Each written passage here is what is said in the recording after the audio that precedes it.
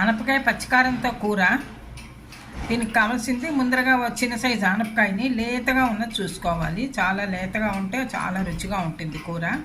చిన్నది ఆనపకాయ ఇది బాగా శుభ్రం చేసుకుని కడిగేసుకుని పైన తొక్కంతా తీసేసి ఈ విధంగా చిన్న చిన్న ముక్కల కింద కట్ చేసి పెట్టుకోవాలి. ఒక 3 టమాటాలు అవి కూడా శుభ్రం చేసుకుని బాగాను ఇలా చిన్న చిన్న ముక్కల కింద కట్ చేసి ఉంచుకోవాలి.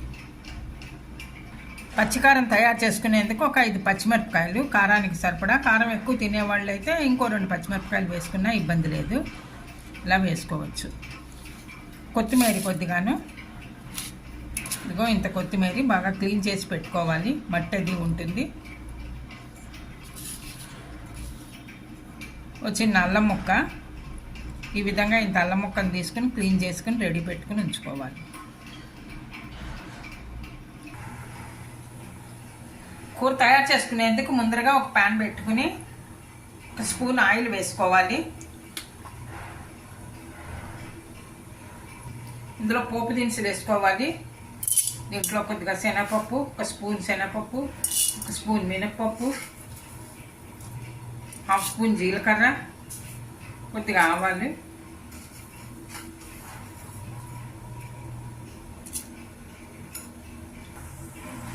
ఓ మిరపకాయ 2 ముక్కలు చేసి వేసుకోవాలి.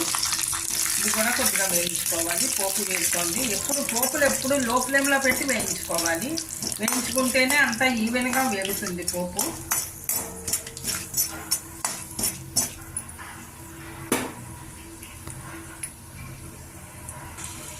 పోపు వేగింది. ఇప్పుడు మనం కట్ చేసుకు పెట్టుకున్న చిన్న ముక్కలు, ఆనపకాయ ముక్కలు, ఈ ఆనపకాయ ముక్కలు వేసుకుని మగ్గించుకోవాలి. మూత పెట్టి మగ్గించుకుంటే వాటర్ కూడా ఏం పోయక్కర్లేదు. దీనికి లేతగా ఉంది కదా ఆనపకాయ, మగ్గిపోతుంది.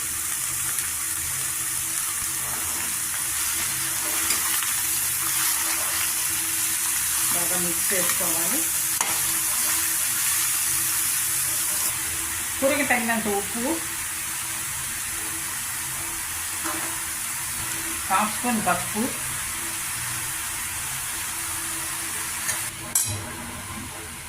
ఈ విధంగా మూత పెట్టుకొని మనం మగ్గించుకోవాలి కూరని. ఆనపకాయ ముక్కలు మగ్గుతున్నాయి. మధ్య మధ్యలో మనం ఇలా కలుపుకుంటూ ఉండాలి.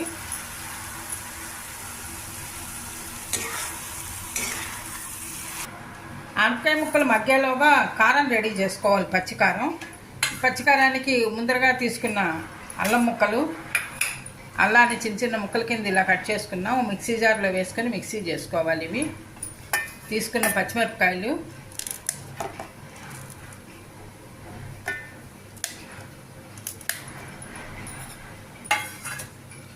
తీసుకున్న కొత్తిమీర అన్నీ కలిపి మిక్సీ చేసుకోవాలి.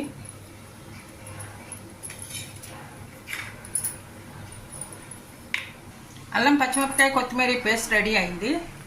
ఇప్పుడు ఇందులో ఈ పేస్ట్లోనే మనం ముందరగా కట్ చేసి పెట్టుకున్న టమాటా ముక్కలు ఇవి కూడా వేసి మొత్తం మిక్సీ చేసుకోవాలి.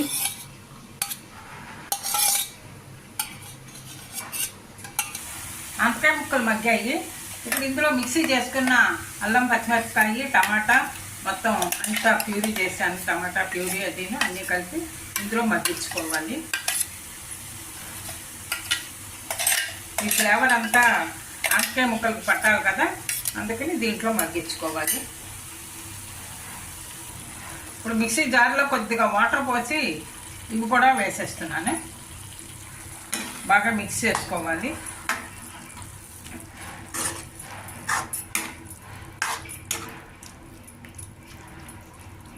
ఇదంతా పచ్చివాసన పోయేదాకా, అల్లం పచ్చిమిరపకాయ అవన్నీ పచ్చివాసన పోయేదాకా మగ్గించుకోవాలి.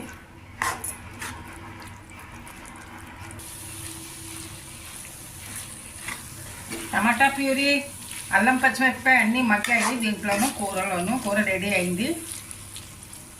కొద్దిగా పైన చిన్నగా కట్ చేసిన కొత్తిమీర వేసుకుంటే ఈ కూర చాలా ఆరోగ్యానికి మంచిది, చాలా రుచిగా ఉంటుంది. ఈజీగా చేసేసుకోవచ్చు. కూర రెడీ అయింది. సర్వింగ్ బౌల్లోకి తీసుకోవాలి. ఆనపకాయ పచ్చికారంతో కూర. ఇది మనం వేడివేడి రైస్లోకి సర్వ్ చేసుకుంటే చాలా బాగుంటుంది. సర్వ్ చేసుకోవచ్చు. ఇంకా రోటీ కానీ పుల్కా కానీ దేంట్లోకైనా సర్వ్ చేసుకోవచ్చు. మీరు కూడా ట్రై చేసి చూడండి. ఈ వీడియో నచ్చితే లైక్ చేయండి, షేర్ చేయండి, సబ్స్క్రైబ్ చేయండి. Thank you for watching.